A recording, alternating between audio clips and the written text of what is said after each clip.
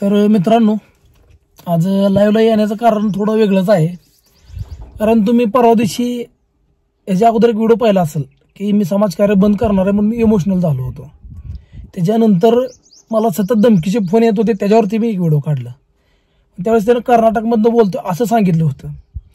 पण थोडीफार माहिती घेतली, थोडीफार चौकशी केली तर हे निष्पन्न झालं मित्रांनो की हे जे सगळं करणारी माणसं आहेत, हे षडयंत्र रचणारे आहेत, हे महाराष्ट्रातली लोक आहेत.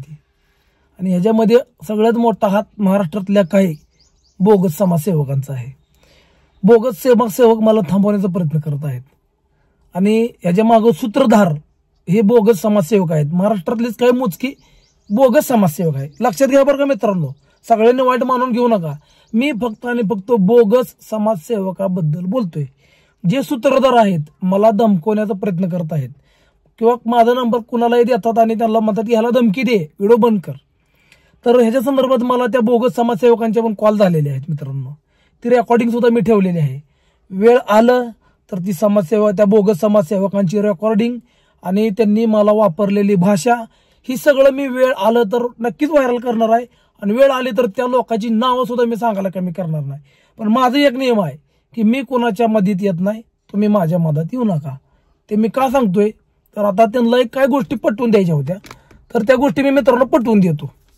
तर त्यांचं असं म्हणणं होतं की सलमान भाई, तुला समाजसेवा करायची असेल तर प्रॉपर कर, नाहीतर करू नको, अशा उग्र भाषेत त्यानं मला बोलला. याच्यासाठी पुरावा आहे, माझ्याकडे रेकॉर्डिंग आहे, मी सेव्ह करून ठेवली. भविष्यात ती वेळ आली तुमची नावं सुद्धा सांगायला मी भेटणार नाही, कारण मी निस्वार्थ काम करतोय. मला जर स्वार्थ धरून काम करायचं असतं ना, मी अगोदर आश्रम उभा केला असतं आणि मग माणसं गोळा करत बसलो असतो आणि त्या माणसाच्या नावावर पंक्ती खात बसलो असतो तिथं.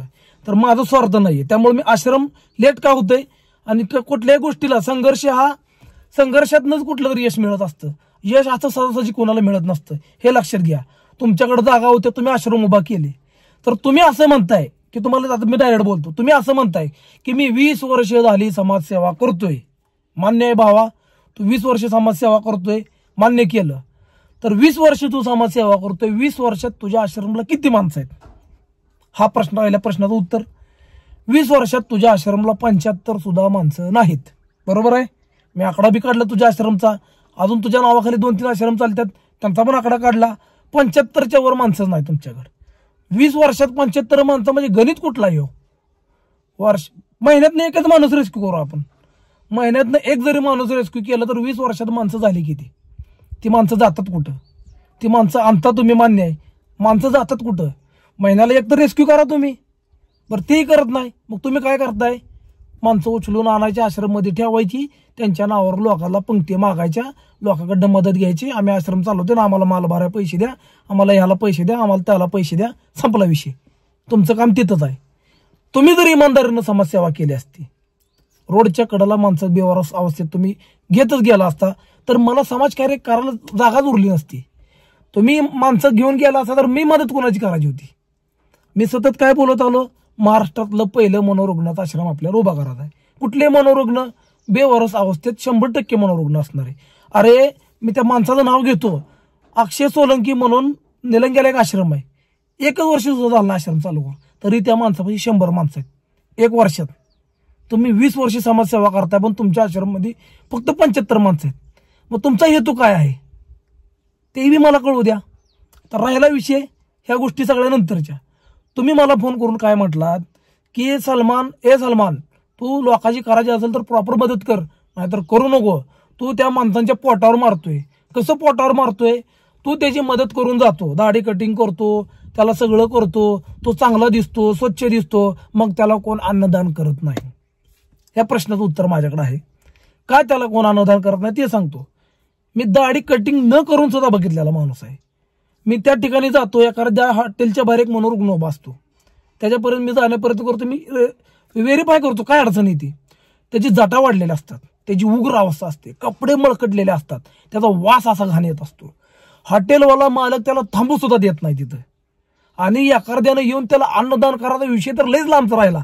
माणसं बेहतात त्या माणसाजवळ येण्यासाठी की अरे एवढा खतरनाक माणूस आहे, एवढे त्याचे जटा वाढलेत म्हणजे याच्या पैसे चालू वर्षानुवर्ष कोणच त्याच्याजवळ गेलं नसल, मग आपण अन्नदान करायला गेलो आणि त्यानं आपल्याला मारलं तर हा त्यांचा प्रॉब्लेम. मग मी काय करतो, तिथं आश्रम नाहीये, काय न करण्यापेक्षा काहीतरी केलेलंच बरं. मी तिथं येतो, त्या माणसाला आंघोळ घालतो, दाढी कटिंग करतो, त्याला स्वच्छ करतो. त्याच्यातनं माझं पहिलं काम होतं, तो जर हरवलेला असेल तर त्याचा घरचा शोध लागण्यात मदत होती. असे कित्येक माणसं मी घरी पाठवलेत व्हिडिओच्या माध्यमातून. फत्तेपूर सिक्रीचा माणूस मी घरी पाठवलेला आहे, फक्त त्याचं रोपडं बदललेलं मी दाढी कटिंग करून. हे पहिलं बेनिफिट की त्या माणसाचं जर रोपडं बदललं तर त्याचं ओळख पटायला सुरुवात होती, ओळख पटली तर त्यांचा घरचा शोध लागतो. दुसरी गोष्ट, तो माणूस बेवारस अवस्थेत जिथं असतो त्या ठिकाणी ते जर चांगल्या अवस्थेत असला जरा स्वच्छमध्ये तर लोक त्याला ओळखतच असतात, रोजचा माणूस आहे तो, त्याला अन्नदान करतात, जवळ जायला भेट नाहीत. हॉटेलवाला जर येऊन थांबला तर जाऊ दे म्हणते, येणारे जाणारे लोक काय तर देतील, बिचारा खाऊन जगल, ह्या हॉटेलवाल्याची भूमिका. किंवा हॉटेलवाले काही एवढे चांगले आहेत की त्याला बाहेर येऊन अन्नदान सुद्धा देतात. हॉटेलमधले अरे बाबा त्या बाहेर बसलेला बेवारस माणूस आहे त्याला जेवण दे. पण ज्यावेळेस त्याची अवस्था चांगली पाहिजे तरच लोक सहकार्य करतात. त्याची अवस्था जर बिकट असेल त्याला अन्नदान कोणी करत नाही. गोड गैरसमज काढा. राहिला दुसरा विषय, व्हिडिओच्या माध्यमातून मी ज्या ठिकाणी समाजकार्य करतो, कुठेही महाराष्ट्राला कानाकोपरा असं मी भेट नाही. मी छत्रपती शिवाजी महाराजांचा मुस्लिम मावळा मी भेट नाही. महाराष्ट्रात कुठेही जाऊन समाजकार्य करतो आणि ज्या ठिकाणी समाजकार्य करतो त्या ठिकाणी त्या परिसरातल्या जनतेला मी आवाहन करतो की मित्रांनो, ह्या ठिकाणी या मनोरुग्णाचा मी रेस्क्यू केलाय, याचा घरचा शोध सुरू आहे किंवा आश्रम होईपर्यंत मी याला घेऊन जाऊ शकत नाही पण याला मदत नक्कीच करू शकतो. तो आजारी पडू नये म्हणून त्याचे आपण रोपडं पालटलंय. महिन्यातनं एकदा दोनदा आम्ही त्याचा फीडबॅक सुद्धा घेतो आणि त्याला आवाहन करतो की तुम्ही जर या परिसरात न असाल तर कृपया करून त्यांना तुम्ही अन्नदान करा. ह्या गोष्टीवर मी तिथं आवाहन करतो. त्यामुळे आतापर्यंतचा माझा अनुभव सांगतो, ज्या ज्या क्षेत्रात जाऊन मी ज्या ज्या मनोरुग्णाला मदत केली तो मनोरुग्ण कधीच उपाशी मेला नाही. माझा व्हिडिओ बघून लोक तिथं येतात आणि अरे सलमान भाईने याचा व्हिडिओ करून गेलते आणि आपल्याला म्हणलेले आश्रमची सोय नाही म्हणून याला तुम्ही जेवणाची सोय करा, आश्रमची सोय झाली तर मी येऊन नक्कीच देणार, हा माझा शब्द आहे. आणि तो म्हणला की मला भाऊ तू 2 वर्षात सलमान की तू 2 वर्ष समाजकार्य करतोय, तू 10 माणसं सांभाळू शकला नाही, 2 वर्षात 10 माणसं. तर त्याला माझं उत्तर आहे, 2 वर्षात मी 10 माणसं सांभाळू शकलो नाही, पण 2 वर्षात मी जवळपास 66 माणसांना घरी नेऊन सोडलेला एकमेव माणूस आहे. आश्रम उघडून त्यांच्या नावानं पैसे खात बसलो नाही, घरापर्यंत नेऊन सोडलेला माणूस आहे हा. कारण जबाबदारी त्यांच्या घरची होती, त्यांच्यापर्यंत दिली. पोलीस व्हेरीफाय केलं, त्यांना सांगितलं की इथनं पुढे जर हा माणूस रोडला दिसला तर तुम्हाला याचे वाईट परिणाम भोगावे लागतील असं सांगून मी घरी सोडलेला माणूस आहे. 66 माणसं घरी सोडली आणि जिथं गरज वाटली. देवापूरचा व्हिडिओ तुम्ही माझा बघितलाय माहित नाही मला. आजी आणि त्यांची 2 मुलं मनोरुग्ण होती, त्यांना सुद्धा मी लातूर या ठिकाणी असलेले अक्षय सोलंकी, लातूर देलंगा या ठिकाणी असणारे आश्रममध्ये मी त्याला सोडून आलो. तर अशी जवळपास 50 माणसं आश्रमला शिफ्ट केली, 66 माणसं घरी सोडली. तो 2 वर्षात हे केलं. आणि राहिला विषय, जे बेवारस अवस्थेत फिरतात, पंढरपूर तीर्थक्षेत्र आहे कुठे असू दे, काही जणांना अडचण असते, घरी जायला पैसे नसतात किंवा काही जण रोडच्या कडेला मूर्तीशी झुंज येत असतात, असे मी आकडा सांगायला नाही माझ्याकडे, अशा लोकांना मी हॉस्पिटलपर्यंत मदत केली, त्यांचं ऑपरेशन पर्यंत सहकार्य केलं. ऑपरेशन झालंय की काही जणाला घरी पाठवलं, काही जणाला आश्रममध्ये पाठवलं. पण मी ही भोंगा घेऊन ओरडत बसलो नाही की मी हे सगळं केलंय आणि मी आश्रम सुरू केलंय आणि त्या आश्रममध्ये या अन्नदान करा आणि मी 50 माणसं सांभाळतोय, मी 70 माणसं सांभाळतोय. अरे ज्याला काम दिसतं तो जागाला येऊन मदत करतो, पण गाजावाजा करायचा नसतो. मी गाजावाजा का करतोय माझं की महाराष्ट्रातलं पहिलं बेवारस मनोरुग्णाचं आश्रम का झालं पाहिजे, कारण मी आश्रम उभा करणार आहे 1 एकरमध्ये. 1 एकरमध्ये का 600 माणसाची कॅपॅसिटी करायची मला, 50-60 माणसं घेऊन त्यांच्या नावानं पंक्ती खात वाचायची नाही मला. त्यामुळे जी काय ही बोगस समाजसेवक महाराष्ट्रातली बोटावर मोजणे एवढी बोगस समाजसेवक आहेत, मग यांना काय वाटतं, अरे हा मुस्लिम असून याचं नाव होतंय, आपण काय करायचं, हे गैरसमज यांचा. आणि आपण एवढं वर्ष करतोय, आपलं नाव नाही. अरे टाका तुम्ही युट्यूबला व्हिडिओ, फेसबुकला टाका, इंस्टाला टाका, लोकांना आवडलं तर तुमचंही ते बघतील, नाहीतर सोडून देतील. म्हणणं ठेवा, पटलं तर घ्या, नाही तर सोडून द्या. तुम्ही लोकांना ज्ञान पाजू नका. तुम्ही काय करताय चांगलं माहित आहे. मनोरुग्ण कुठनं नेताय, कुठं जाते, मला त्याबद्दल तुमच्या कामाशी बोलायचंच नाही, कारण मी तुमच्यामध्ये मला बोलायचं नाही, कारण घाणीत दगड मारले की आपल्या अंगावर घाणं उडती, त्यामुळे मला त्याबद्दल बोलायचं नाही. युट्यूबला जरी तुमच्या नावानं व्हिडिओ सर्च केले ना, तुमचे कारनामे बाहेर निघते ती न्यूजच्या माध्यमातून. न्यूजवर तुमचे कारनामे आहेत की यानं काय केलं आणि त्यानं काय केलं. तर यासाठी मला तुम्ही कृपया करून ज्ञान पाजू नका. हात जोडून विनंती करतो, मी तुमच्यामध्ये कधी आलो नाही, येणार बी नाही. तुम्ही माझ्यामध्ये येऊ नका. तुम्ही म्हणताय तुम्ही की माणसांच्या पोटावर मारत नाही. अहो 4 लाख लोक आज मला फॉलो करतात युट्यूबला. त्यांना या गोष्टीची कधीच अडचण आली नाही. 1 लाख लोक मला इंस्टाला फॉलो करतात. त्यांना या गोष्टीची कधीच अडचण आली नाही. मग बोगस समाजसेवकाला का अडचण येते? मी माझ्या पद्धतीनं होईल तसं समाजकार्य करतोय. त्याच्याबद्दल तुम्हाला काय आक्षेप घेण्याचा अर्थ नाही. तुम्ही मला रात्री अपरात्री फोन करताय, अरे रावीची भाषा करताय, ह्याला त्याला कॉन्फरन्सवर घेताय, अरे रावीची भाषा करताय. आणि तोही मला म्हणतोय की माझ्याकडे 4 पाहुणे आले होते, ते म्हणले की अरे ते माणूस रस्त्यावरनं माणूस होतोय, रस्त्याला सोडतोय. कुठे सोडू? तुम्ही आज 10 वर्ष 20 वर्ष समाजकार्य करताय. तुम्ही रस्त्याचा माणूस आश्रममध्ये नेऊ शकत नाही म्हणल्यावर मी रस्त्याच्या माणसाला मदत तर करू शकतोय. तुमच्यासारखं आश्रमच्या नावानं माणसं 10-20 गोळा करून पंक्ती खात बसलो नाही. मी शक्य होईल तिथं महाराष्ट्रात जातोय. आणि महाराष्ट्रात कुठं जायचं म्हटलं, माझ्याकडे गाडी पेट्रोल आहे, CNG काय नाही, पेट्रोल टाकून जातो मी. मला काय फरक पडत नाही. आणि तुमच्या माहितीसाठी सांगतो, आजपर्यंत या गोष्ट कोणाला सांगितली नव्हती. मी पेशाने एक फार्मासिस्ट आहे. माझं पंढरपूरमध्ये मेडिकलचं शॉप सुद्धा आहे. मी ह्या सगळ्या गोष्टी बाजूला ठेवून मी असा क्षेत्रात का पडलोय त्याचंही मी तुम्हाला कारण सांगितले. अरे एक मनोरुग्णानं माझ्यासमोर जीव सोडला होता. त्या मनोरुग्णानं जीव सोडल्यानंतर मला वाटलेलं की मनोरुग्णासाठी आपण काहीतरी केलंच पाहिजे, म्हणून मी ते आश्रम उभा करायच्या नादी लागलो. आणि आश्रम उभा करायच्या नादी लागताना मी सुरुवातीला आश्रमीच्या उभा करायचं माझ्या मनात नव्हतं विषय.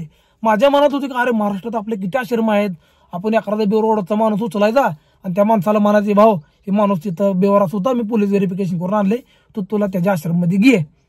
तर नाही, या लोकांनी आश्रममध्ये घेतलं नाही. मला म्हणलं तुम्ही कुठनं बी माणूस आणून द्याचाल, आम्हाला द्याचाल, त्या माणूस स्वतःचं काम स्वतः करत नाही, मग आम्ही त्याला कसं सांभाळणार? ह्या गोष्टी तुम्ही मला आडव्या लावल्या. मला आश्रम उभं करायचंच नव्हतं.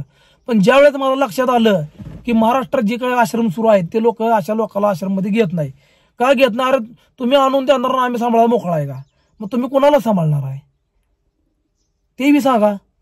जे जे नातेवाईक उपलब्ध आहेत, नातेवाईक तुम्हाला पैसे सांभाळायचे देणार आहेत, तसल्यांदाच सांभाळणार आहे का?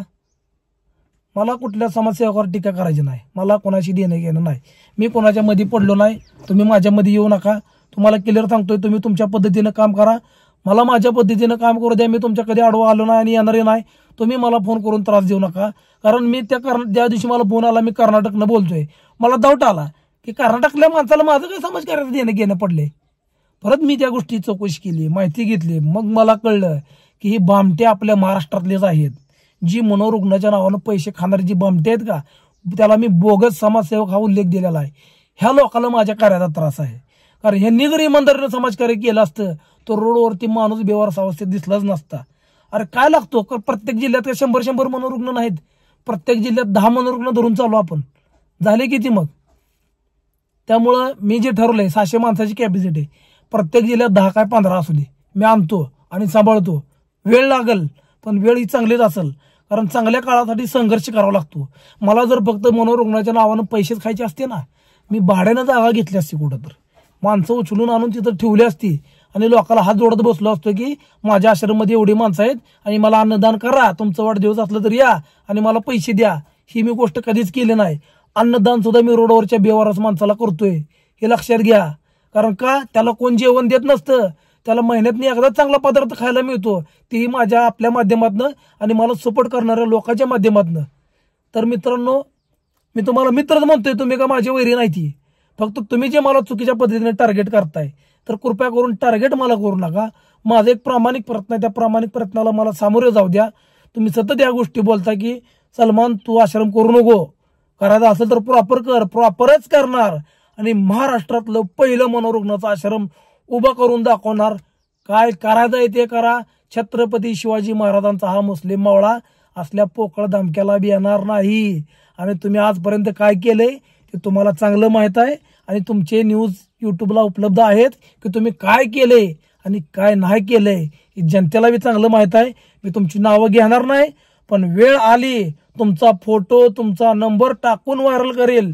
त्यामुळे सांगतो, माझ्यापासून लांब राहा, मला त्रास देऊ नका. मला त्रास देताय म्हणजे तुम्ही माझं खच्चीकरण करताय की तुम्ही मी आश्रम करून नये, आणि मी आश्रम नाही केलं तर तुमची पोळी भाजून निघते. मी तुमची पोळी फुकट भाजू देणार नाही. लक्षात घ्या. तुम्ही कुणाची नावं घेऊन काय करून काय उपयोग होत नसते. काम दिसावं लागतं.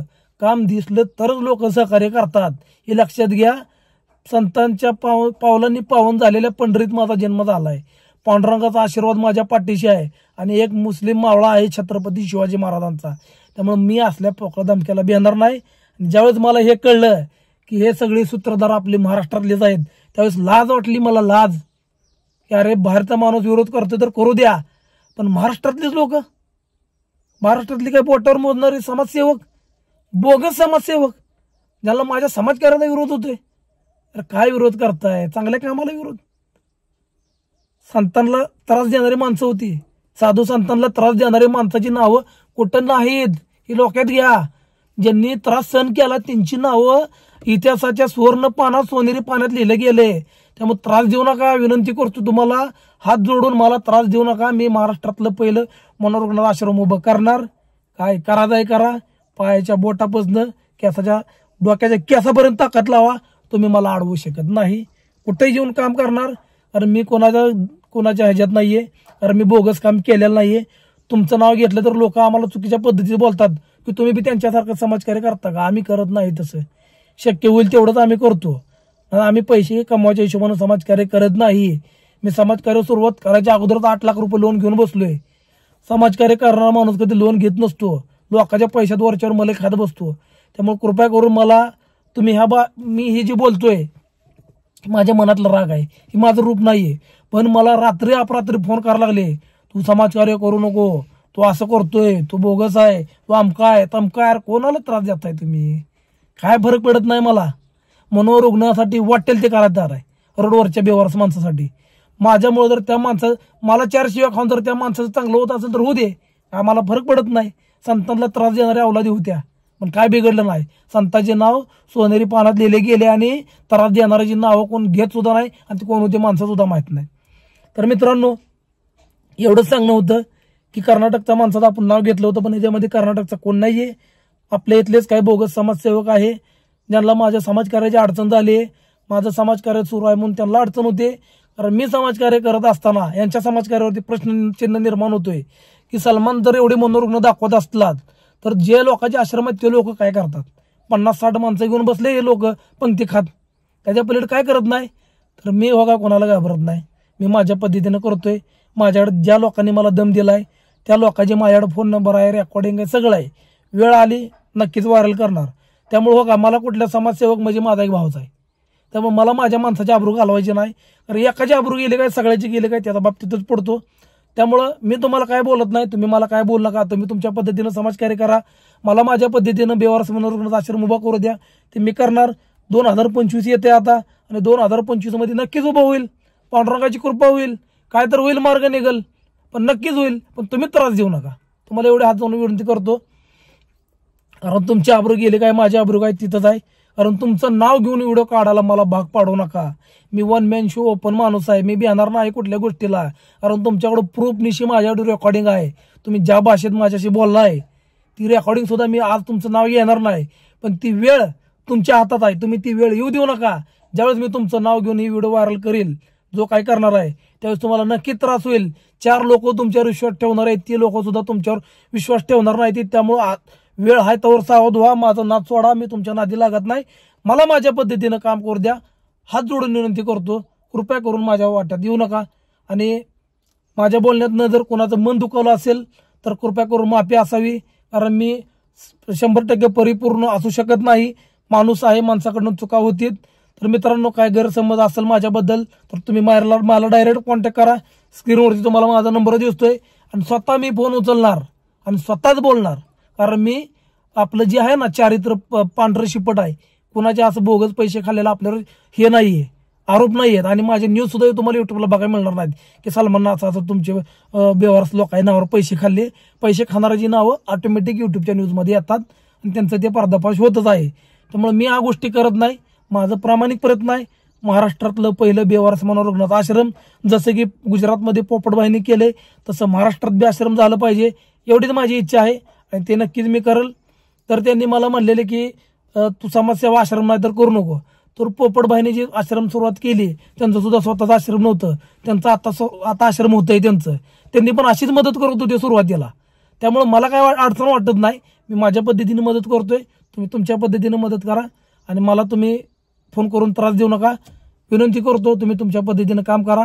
आणि जर बोलता बोलता काही चुकीचे शब्द पडले असतील तर लहान भाऊ समजून माफ करा, एवढीच कळकळीची विनंती करतो. जय हिंद, जय महाराष्ट्र.